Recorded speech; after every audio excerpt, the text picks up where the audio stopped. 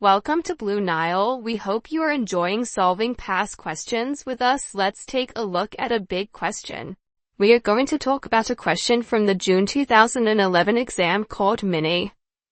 This exam question covers the following syllabus areas: misstatements in the financial statements, relying on external sources as evidence, and the audit report and opinion, and it's for 20 marks. Please remember you have 1.8 minutes for every mark in the exam, and therefore should spend no more than 36 minutes completing this question. It may be worth pausing this video so you can print out the question. That way you can follow the requirements and scenario as we go through it. The scenario in this question is broken down between the requirements, which makes it easier to absorb the information for each part. Before analyzing the scenario, it is always worth reading the requirements and ensuring we understand what we need to answer. When it is time to review the scenario, we will have a much better idea of what we're looking for.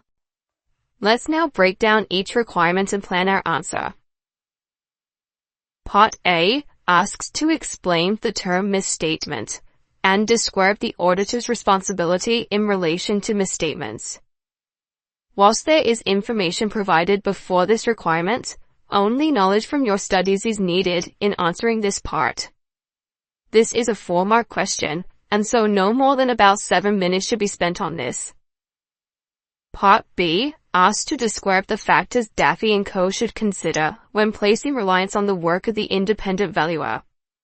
The scenario has explained that an uncorrected misstatement is present relating to the valuation of the property owned by Minnie.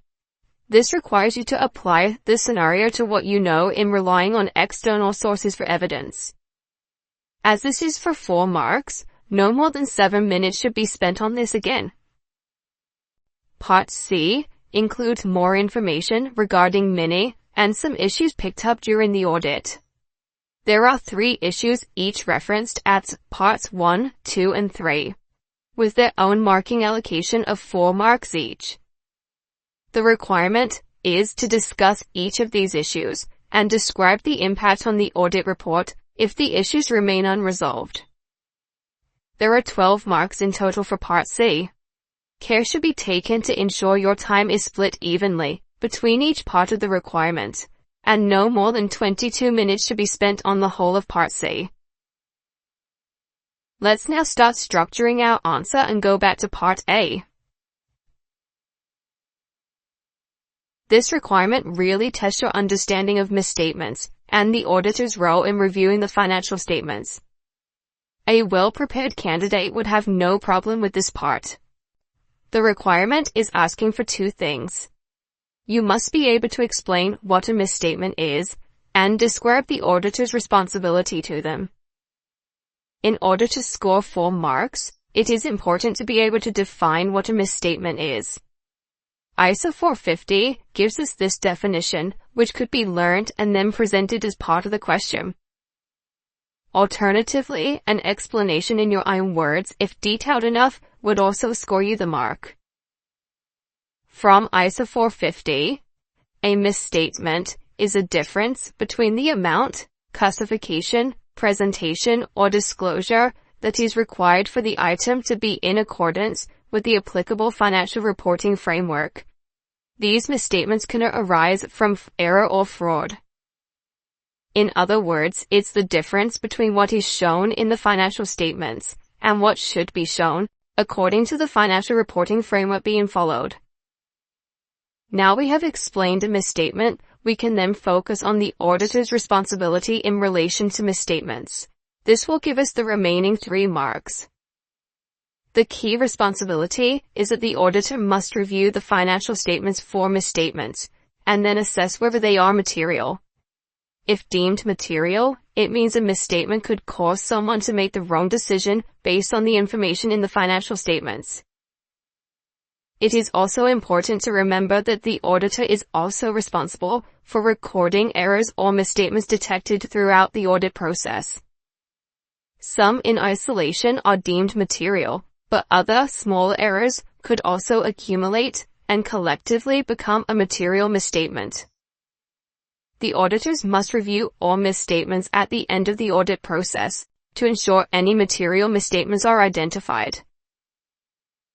The auditors then have the responsibility to ensure the client is aware of these misstatements and asked to amend the financial statements for any material misstatements identified. If the client refuses to amend the financial statements, then this would affect the opinion given in the audit report on whether the financial statements are true and fair. Therefore, for 4 marks, give a definition of misstatements. Explain that they are responsible for identifying if misstatements are material. They must record misstatements during the audit and review at the end, and must communicate this to the client, asking for amendment for any material misstatements identified. There are other points that would have scored marks, and a review of the suggested answer would give you the full marking scheme. However, please remember we should not try and throw everything we know down on paper, and should plan our answer and the points needed to get the marks allocated. Part B then focused on the independent valuer mentioned in the scenario. It wanted you to describe the factors DAFI should consider when placing reliance on the work of the independent valuer. This is a popular requirement in the exam. We see this format mainly as there are many external sources where auditors may want to rely on as evidence obtained on the financial statements. Valuation of assets is one, but legal advice from lawyers, experts in inventory, and internal auditors are a few others where auditors must decide whether they can rely on evidence provided. I have a mnemonic that will help generate ideas for marks in the exam for a question like this. For any question where you must describe factors to consider, you can use STRIP. The S is scope of work. The auditors would need to review the work the valuer completed in order to provide the valuation on the property. They would need to ensure that the work was sufficient enough to be relied on. The T is for technical competence. They would need to review the independent valuer's qualifications and experience to identify if they were able to provide this information to the client in the first place. The R is for report quality. The auditors must review the report provided to the client to see if it can be used as evidence. Remember that the auditors are looking to obtain sufficient appropriate evidence. To fulfill the requirements of this, detailed original written evidence is preferred. The valuation report would be reviewed to ensure it fits the criteria and can be used by the audit team. The I is for independence from client. They need to identify if it is likely that the valuation report will be objective, just as the auditors must be to form an opinion on the financial statements. They will see if the valuer has any connections with the client that could cause them to not be objective when making decisions on the valuation of the property. The P is for professionalism.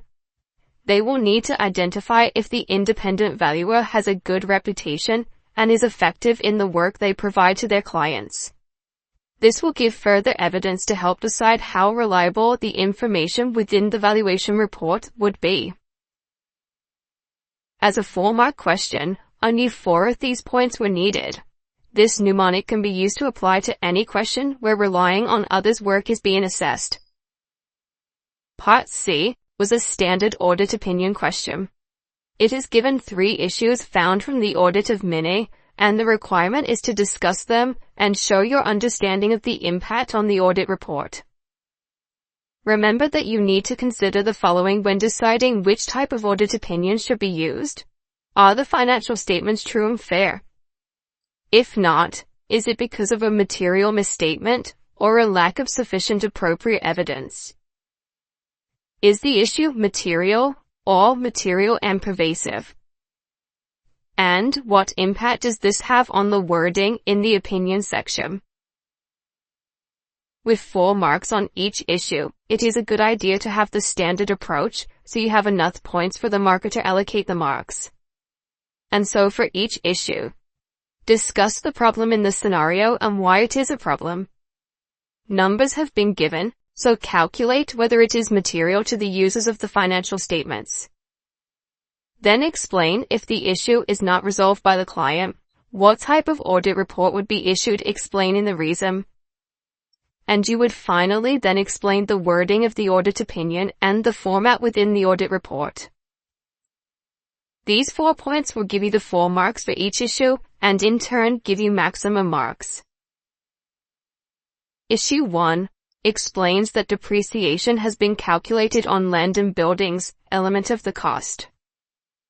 It is important to show your understanding of the accounting rules surrounding depreciation. IAS 16 states that depreciation is not allowed on the land element of property. Therefore, Minnie has not followed accounting standards in changing their depreciation policy. When calculating whether this is material, we can see this is 7% of profit, which concludes it is a material misstatement.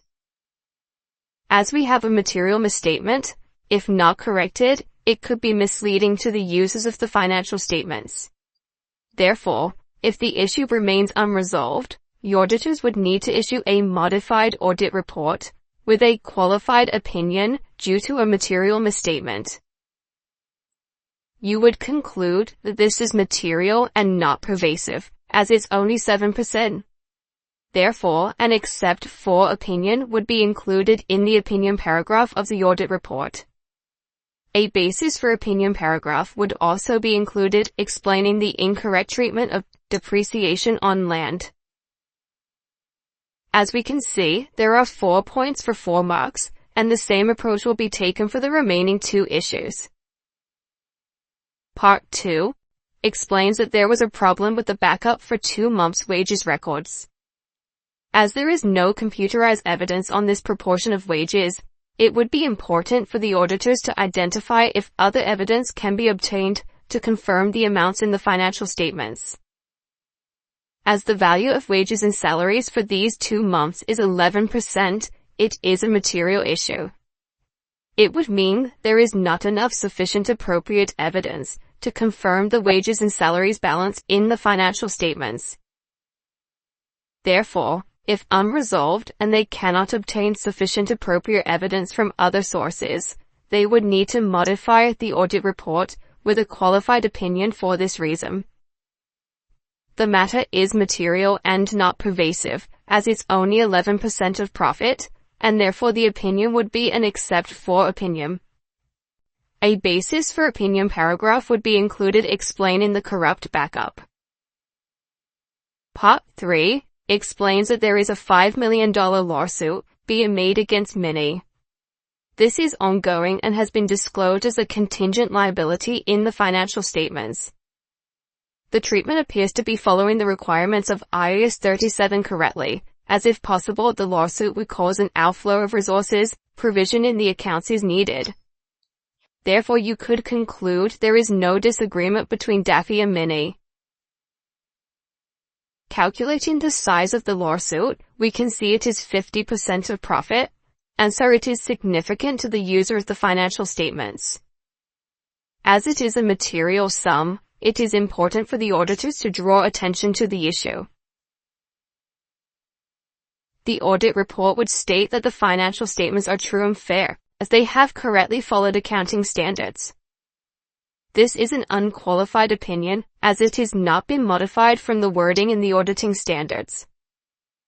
The format of the audit report would be that it would be modified with an emphasis of matter paragraph. This paragraph would explain the uncertainty of the lawsuit and the material size. It would also make reference to the disclosure notes in the financial statements, so the users are made aware of the importance of this issue. This emphasis of matter paragraph would be included underneath the opinion paragraph. Remember to take care of the time taken on each of these issues. Time should be split equally so as not to miss out on valuable marks. Overall, for the whole question, time management is important. Covering different areas of the syllabus means lots of thinking time is needed. The more prepared you are in knowledge of the syllabus, the better you will do. Plan your answer carefully, highlighting and underlining key areas of the scenario that are important, and making notes that will help you stretch your answer. Also, ensure that if a scenario is given, then use it wherever possible. In F8, they are expecting you to apply your knowledge to the information given and not just remember the facts. I hope you found this video useful. Thank you and good luck.